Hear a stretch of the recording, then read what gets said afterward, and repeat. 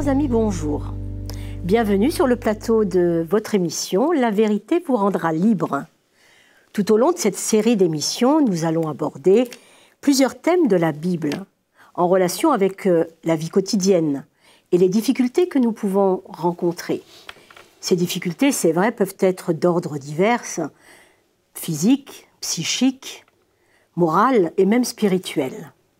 Toutes ces émissions ont été inspirées à partir d'un mémoire intitulé « Santé émotionnelle et psychologique au cœur de la parole de Dieu ». Et ce mémoire a été rédigé dans le cadre de la formation pastorale d'Abderrahmane, ici présent. Donc bonjour Abderrahmane. Bonjour Fatiha. Peux-tu te présenter en quelques mots, s'il te plaît? Je suis père de famille.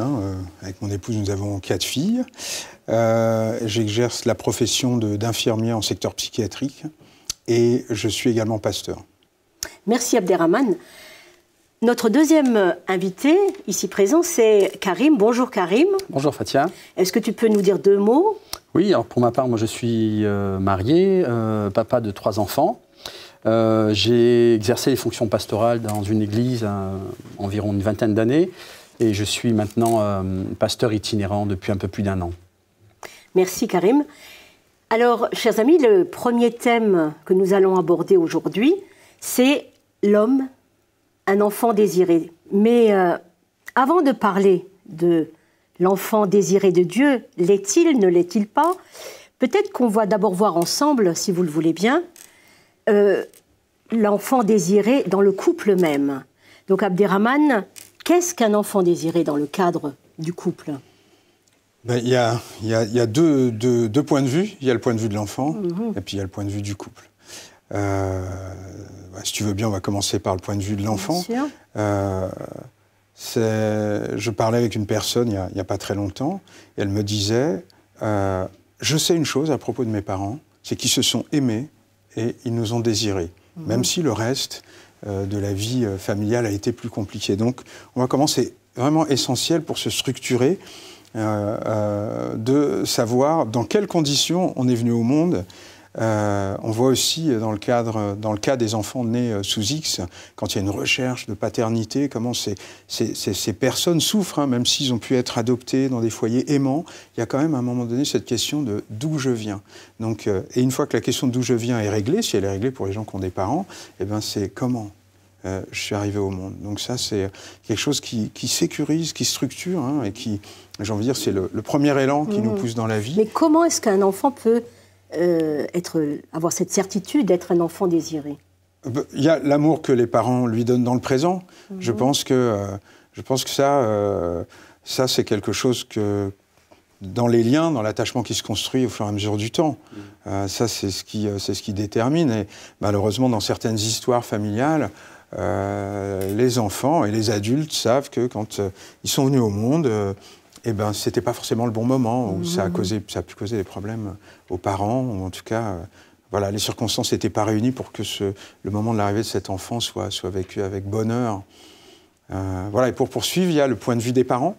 Voilà, moi, quand j'ai eu ma première fille, ma femme m'a dit, voilà, je suis enceinte, c'est sûr. On a à la fois une joie, puis à la fois on sent une responsabilité, puis on sent qu'on va devenir père, c'est quelque chose qui va changer. Et puis ensuite, on commence à organiser ensemble le foyer, à faire une place pour cet enfant. Nous, on avait un petit studio, donc on a complètement agencé. On agence l'espace comme on agence notre espace intérieur pour accueillir cet enfant. Donc, on lui donne un nom, on choisit les prénoms, on donnait un nom. Voilà, s'imaginer, c'est un garçon, une fille. Bien sûr. Voilà. Mais ça, c'est le cas où tout se passe bien. Mais est-ce que c'est toujours le cas?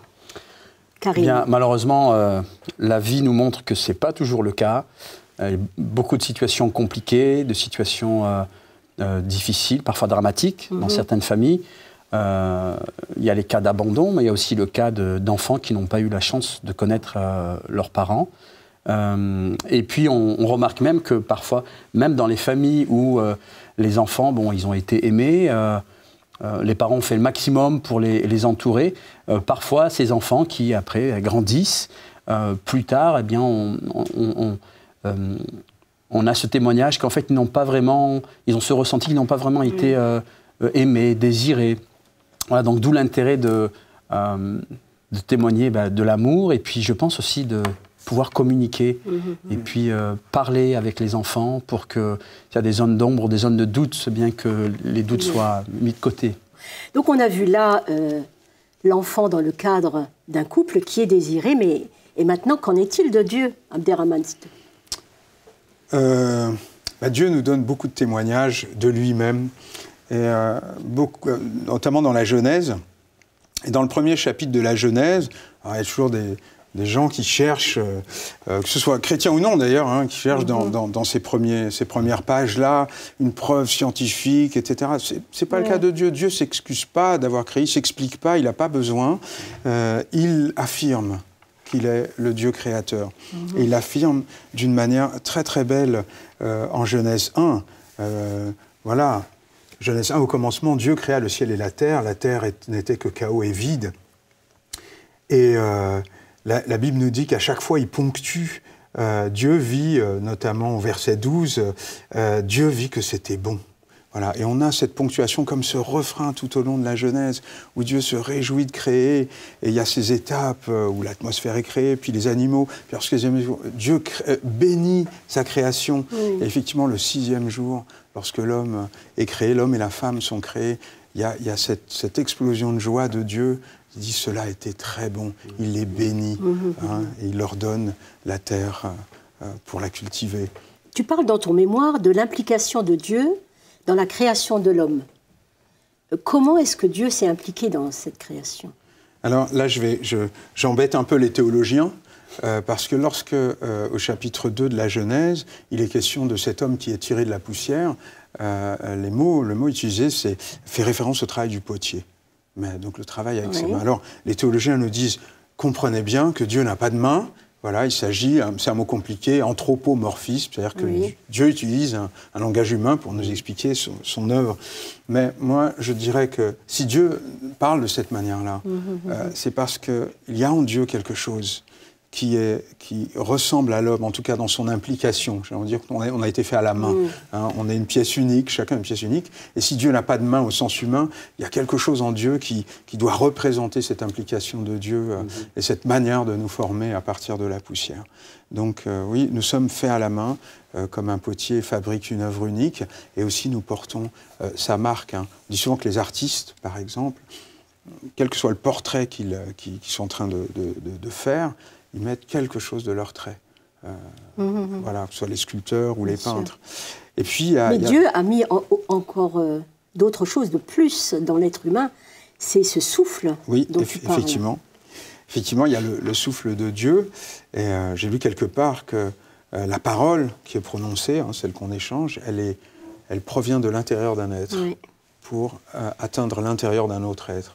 Et c'est ça qui est extraordinaire, c'est Dieu souffle de son propre être à l'intérieur de l'être humain. Et la Bible nous dit « Et l'homme devint une âme vivante ». Donc oui, il y a quelque chose là qui est une implication, j'ai envie de dire, sensible, presque charnelle. Hein, en tout cas, on y voit de la chair, on y voit un travail très, très intime où Dieu, effectivement, est impliqué, si je peux me permettre, corps et âme. Oui. Dieu, dans la Bible, dit qu'il nous connaissait avant même la fondation du monde. Mais Karim, est-ce qu'il y a d'autres exemples dans la Bible qui nous confirment que Dieu nous connaissait avant? Oui, il y a d'autres exemples tout à fait dans la parole de Dieu, notamment un qui me plaît beaucoup, c'est l'exemple de Jérémie, le prophète Jérémie, donc dans l'Ancien Testament, où Dieu s'adresse à lui, donc dans le premier chapitre, verset 5, et Dieu donc parle et il dit « Avant de t'avoir formé dans le sein de ta mère, je t'ai choisi, et avant ta naissance, je t'ai consacré. » Et donc on voit là que on apprend à connaître Dieu et on réalise que Dieu, il est toute éternité et que, alors même qu'il n'était pas conçu, Jérémie, Dieu le connaissait déjà. Et ça, c'est vraiment étonnant, c'est surprenant. Et puis c'est rassurant de voir qu'il y a le Créateur qui nous connaît. Alors vous allez me dire, bien sûr, mais là ce texte, ces paroles s'adressent à Jérémie, dans le cadre de son appel, parce qu'il était appelé à être prophète. Mais on je pense qu'on a le droit de... Et puis c'est à cela aussi que la Bible souvent nous appelle, à nous identifier à cet homme, oui. À qui Dieu a adressé ses paroles. Et de la même manière qu'il l'adresse à Jérémie, eh bien, il l'adresse à chacun d'entre nous. On peut mettre notre nom à la place et on comprend qu'en fait Dieu nous connaissait avant même que nous soyons conçus, avant même que nous soyons nés. Donc je trouve qu'il y a quelque chose de vraiment rassurant là-dedans. On a aussi ça chez David. Hein. David dit « Quand je n'étais qu'une masse informe, tes yeux étaient sur moi ». Ou Job qui dit « J'ai été caillé comme du lait ». C'est-à-dire que ce n'est pas parce qu'on n'a pas été tiré de la poussière comme Adam que Dieu ne revendique pas, j'ai envie de dire, en nous, en particulier son image, hein, parce que c'est aussi l'aspect qui est fondamental, c'est qu'il ne nous a pas seulement formés, il a déclaré que nous étions faits, et il a désiré que nous soyons faits à sa ressemblance et à son image, et que cette image soit homme et femme, mâle et femelle, comme disent certaines traductions. C'est souvent une question, pardon Abderrahmane de te couper, une question qu'on a et qui n'est pas toujours évidente. Alors peut-être que tu vas nous éclairer avec ton expérience et ta façon de voir, quand on réfléchit à ça, être créé à l'image de Dieu. On acquiesce tous, mais ce n'est pas toujours évident à comprendre et à expliquer surtout. Oui, parce qu'il y a une tension entre... on n'est quand même pas des dieux, même s'il y a un passage dans un psaume qui dit « vous êtes des dieux et Jésus le rappelle. Mais il y a cette tension entre le fait que nous soyons à l'image de Dieu, mais quand même, on ne peut pas oser ou prétendre qu'on ressemble à Dieu. D'abord, l'affirmation, elle vient de Dieu lui-même. Et moi, je trouve ça déjà une première chose que j'accepte parce que ça vient de mon Créateur et Père. Donc ça, c'est une première chose. Et puis, cette affirmation aussi qui est dans mon mémoire, et plus on connaîtra Dieu, plus on comprendra ce que signifie être formé à l'image de Dieu. Je crois que ça, c'est... Et Dieu s'implique, c'est Dieu qui se révèle, finalement. C'est Dieu qui nous révèle qui il est. Et il nous révèle qui il est avec un langage humain, il nous révèle qui il est avec des postures humaines, avec des émotions humaines. Et ça, c'est vraiment surprenant. Hein. On voit dans le prophète Osée que Dieu parle d'Israël et il se place, lui, comme l'amant ou le mari bafoué, par exemple, et il laisse cours à ses états d'âme en disant « je me vengerai, mais je la conduirai au désert, et puis je la séduirai de nouveau ». Voilà, et il y a une tendresse, mais aussi de la colère. Il y a des moments où personne ne m'empêchera d'abattre mon jugement. Il y a des moments où la colère de Dieu est terrifiante. Donc voilà un peu de quelle manière Dieu nous révèle. Puis Dieu a donné la domination à l'homme sur toute herbe, tous les arbres, tous les animaux. Et ça aussi, c'est quelque chose qui lui confère son autorité sur la création qu'il vient de créer. Et donc il lui dit, tu vas me représenter dans cette création. Et Dieu, en quelque sorte, a préparé la création pour la venue, n'est-ce pas Karim, de l'homme. Tout à fait. De même qu'on a fait on a évoqué les parents qui attendent l'arrivée de l'enfant et qui vont mettre tout leur amour, leur imagination en place, leur énergie pour accueillir l'enfant dans les meilleures conditions. Eh bien, Dieu a déployé les mêmes efforts à une autre échelle, puisqu'il il met toute sa force, toute sa puissance dans la création et dans tous les aspects, pour que l'homme, la femme qu'il va accueillir, qu'il va créer, vont être dans un contexte rêvé, hein, puisqu'on appelle ça le paradis. C'est comme un écrin un peu... Tout à fait, c'est exactement ça. C'est Adam et Ève, qui d'ailleurs sont la dernière étape de la création de Dieu. Dieu a pris soin de tout disposer avant, et puis à la fin, il crée le joyau qui va être placé dans l'écrin de cette création. Tout à fait. Il le met dans un jardin. Oui. C'est vrai qu'on fait souvent le parallèle entre Éden et le paradis, et il le met dans un jardin. Et j'aime bien cette mention des arbres. Moi, l'artiste que je suis est sensible. Toutes sortes d'arbres agréables à la vue. On a souvent, parfois, on laisse un peu l'aspect esthétique, on dit c'est pas grave. Maintenant, pour Dieu, c'est important que l'homme ouvre les yeux et lui fait un espace sur la terre, un peu clos, un peu cosy. Mais il lui fait surtout, comme font les parents, un espace dans son cœur. Et ça, c'est... Bien, alors, Abderrahmane, Karim, avant d'aller plus loin, nous allons écouter une chanson dont le titre est « Exister », une chanson, Abderrahmane, que tu as composée.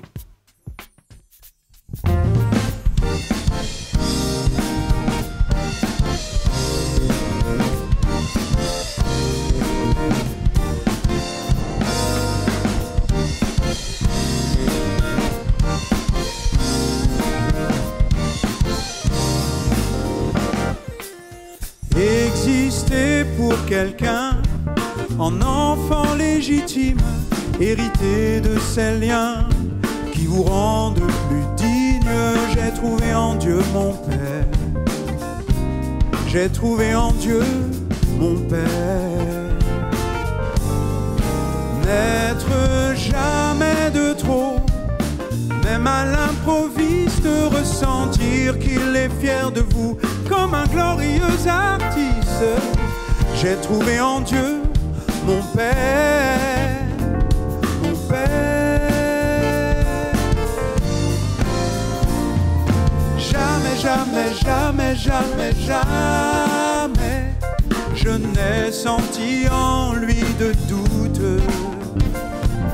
Jamais, jamais, jamais, jamais, jamais il ne s'est lassé de moi tout au long de la route.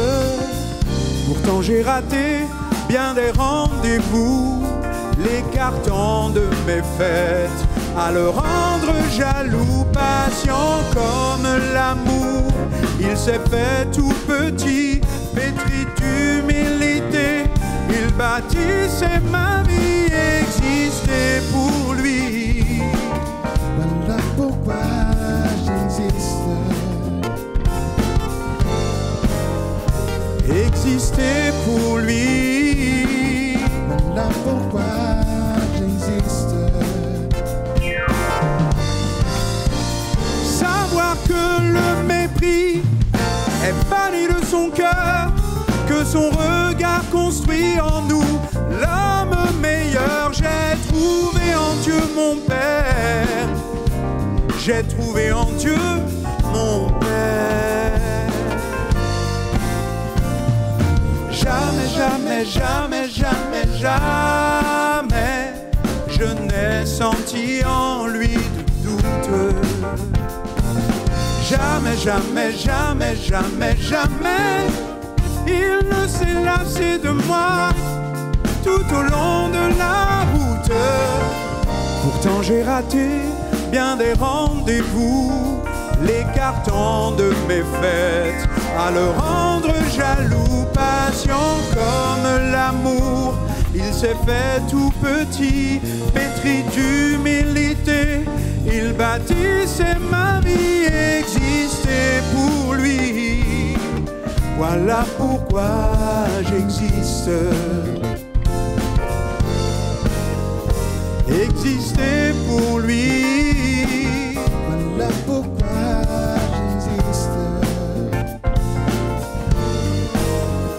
Exister pour lui. Voilà pourquoi j'existe. Exister pour lui. Voilà pourquoi j'existe.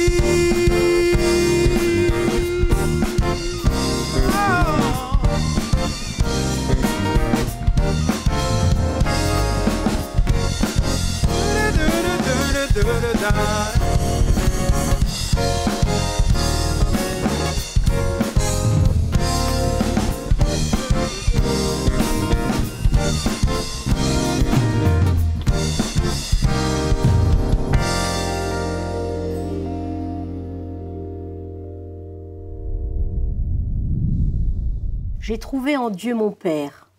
Un beau programme. Mais dans notre humanité qui est déchirée, est-ce qu'on ne peut pas plutôt dire que l'homme est plutôt orphelin, Karim?